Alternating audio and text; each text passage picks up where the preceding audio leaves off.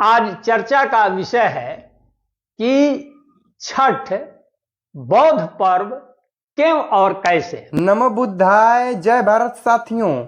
आज के वीडियो में जानेंगे कि क्या छठ बौद्ध पर्व है।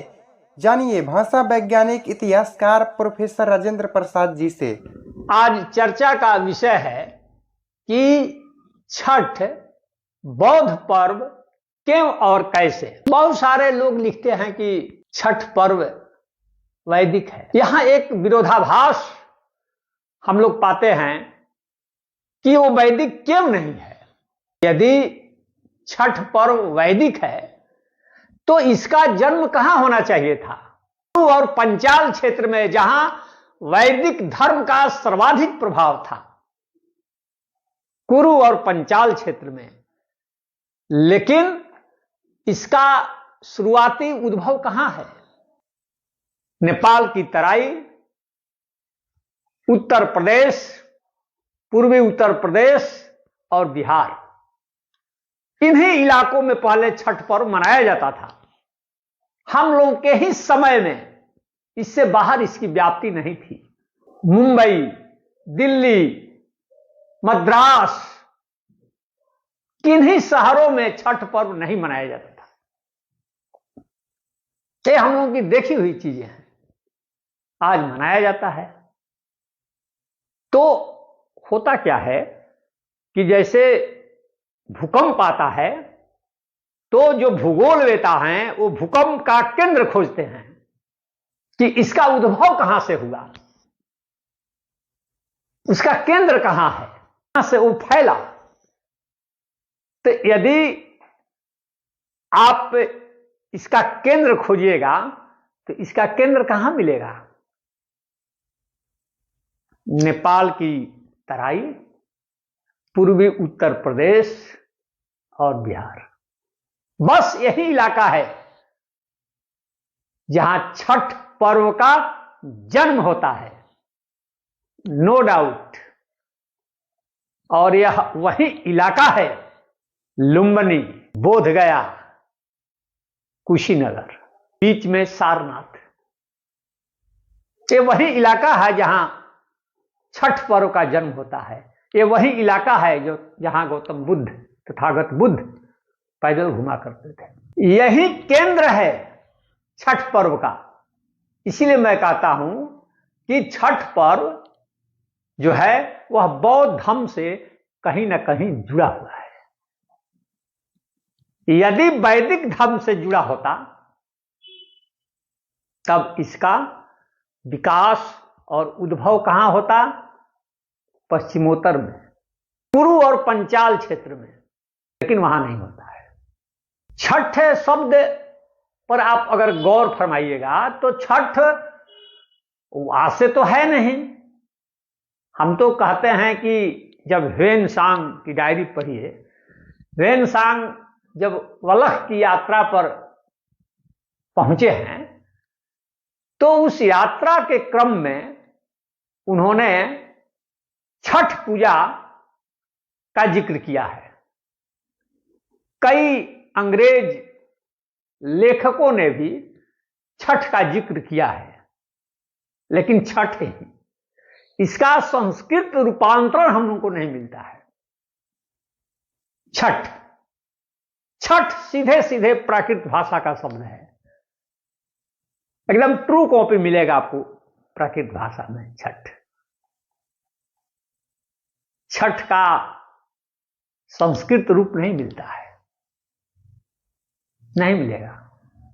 और इसमें जो आप देखते हैं, इसके जो स्टेप हैं, इसके जो चरण है उपवास के, तो वहां क्या देखते हैं, नहाए खाए, स्नान ध्यान नहीं, स्नान भोजन नहीं, नहाए खाए, इसी रूप में चलता है। और नहाए खाए सीधे प्राकृत का है, खरना। अब खरना का रूप खोजिएगा संस्कृत डिक्शनरी में तो आपको नहीं मिलेगा, खरना भी नहीं मिलेगा, डाला नहीं मिलेगा, ठेकुआ नहीं मिलेगा, मिलेगा ही नहीं।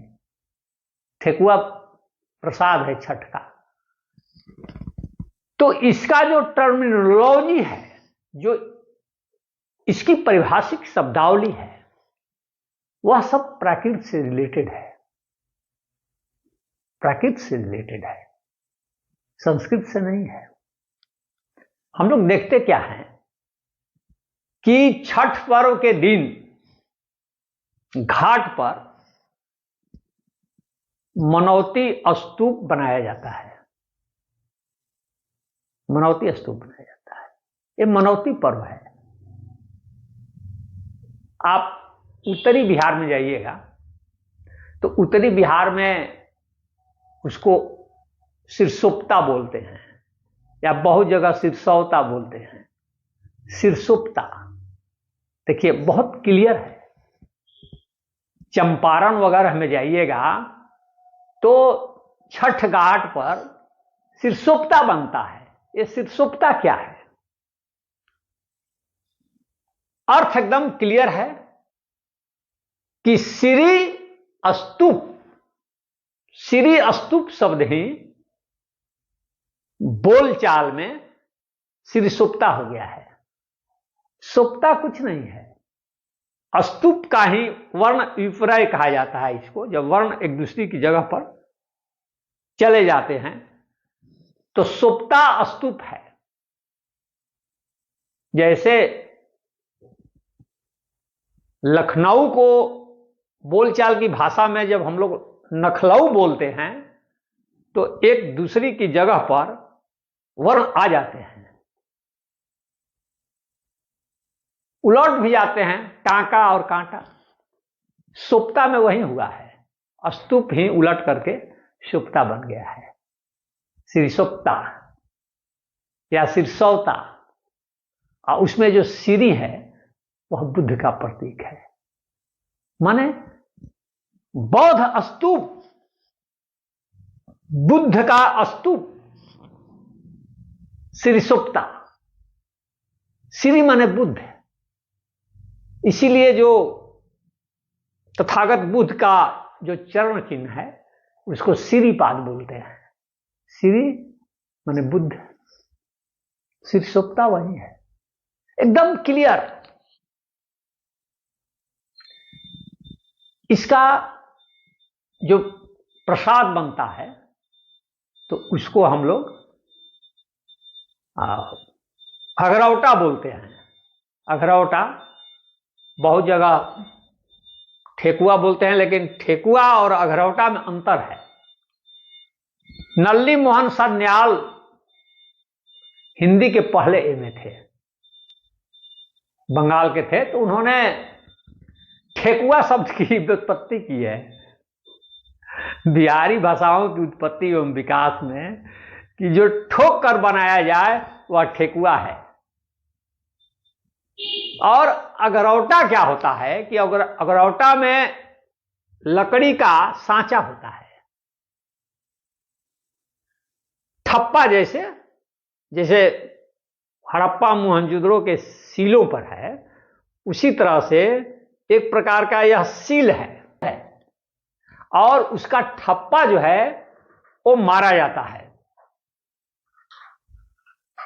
किस पर? ठेकुए पर। और वो सील, वो ठप्पा किस चीज की? वो ठप्पा होता है पीपल के पत्ते का, वह ठप्पा होता है दूसरी तरफ धमचक्का। अब तो बाजार में बहुत सारी डिजाइनें आ गई हैं अगरौटा की, लेकिन अगरौटा की जो पुरानी डिजाइन है, जरा अगरौटा हो तो दिखाइए, ये है, ये है, देखिए। अब ये भी इसका डिजाइन बदला हुआ है। देखिए ये मैडम अभी बाजार से लाई हैं पिछले साल, तो आप देख रहे हैं ना, ये जो धमचक बना हुआ है इसमें देखिए 6 ही आ रहे हैं, 1 2 3 4 5 6 है। ये 8 होता था, हम लोगों के समय में ये 8 होता था, पूरी तरह से 8 होता था, एकदम तथागत बुद्ध का जो अष्टांगिक मार्ग है उसी तरह 8। इसलिए इसमें अगर कोई नए युग में छेड़छाड़ करता है तो समझिए कि आप किसी पुरातात्विक इमारत की एक ईंट को तोड़ दिए, आपने एक पुरानी सिविलाइजेशन को नष्ट कर दिया आपने।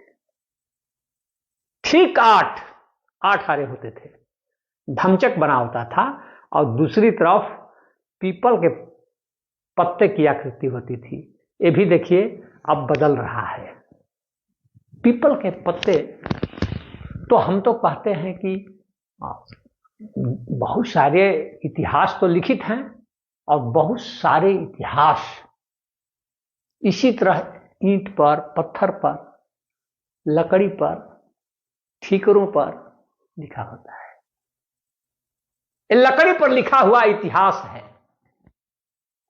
कि छठ बौद्ध पर्व है और इसे पर्व ही नहीं महापर्व कहा जाता है।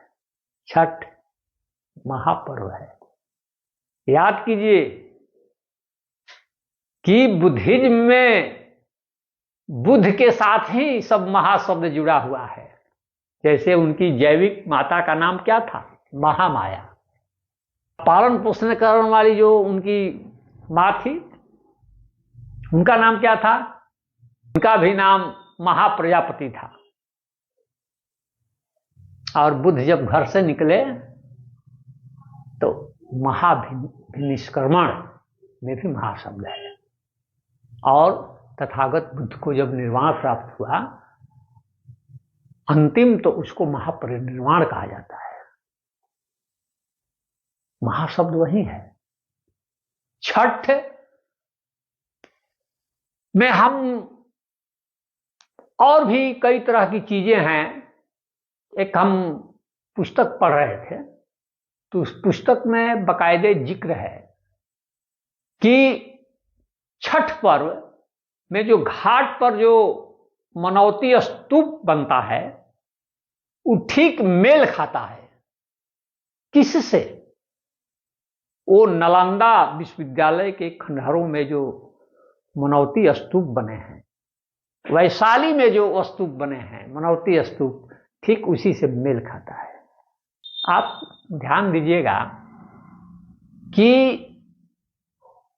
छठ में पूजा होती है छठी मैया की,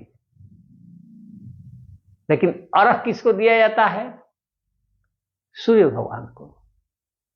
आपको यहां कुछ विरोधाभास लग रहा होगा कि इसके देवता हैं कौन? छठी मैया के सूर्य। इसका कारण है, और इसका कारण यही है कि छठी मैया जो है वो माता महामाया है, छठी मैया। और जो सूर्य है वो तथागत बुद्ध हैं। आप थेरवाद के साहित्य को पढ़िएगा तो देखिएगा कि थेरवाद में बुद्ध को दूसरा सूर्य कहा गया है। सूर्य रूप थे। उनके सौर चरित्र का वर्णन मिलेगा आपको अनेक बौद्ध ग्रंथों में, और उनका जन्म की तुलना सूर्योदय से की गई है। सूर्योदय से। यदि आप पुरातत्व में मूर्तिकला का इतिहास पढ़िएगा तो आप ध्यान से देखिएगा